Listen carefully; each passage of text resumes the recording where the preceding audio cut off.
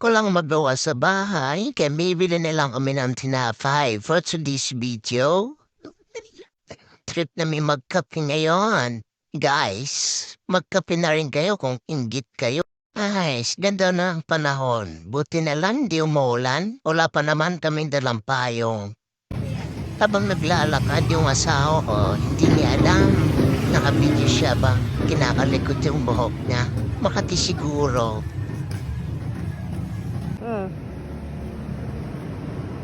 Siyempre, bilang artista, kailangan Ano? rumamba muna. Ito. Pag hindi Dito na kami guys, sa bakery. Hindi kami tuloy makapili ng maayos. Kasi nagkaharang si kuya. Taba-taba pa naman.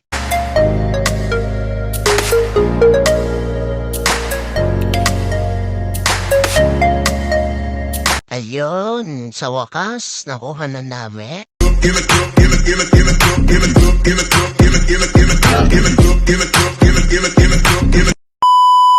Ito na guys, pauwi na kami. Pero siyempre, maglalakad muna para diet. Lalo na yung asawa ko, nagda-diet yun. Kung nagustuhan mo ang aming video, like and follow. Thank you.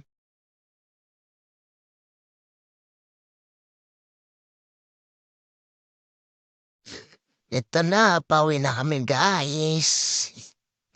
Excited na akong kainin. Sarap pa naman na ito. Gusto niyo ng masarap na tinapay tsaka sulit, pumunta ka sa Junction Kainta.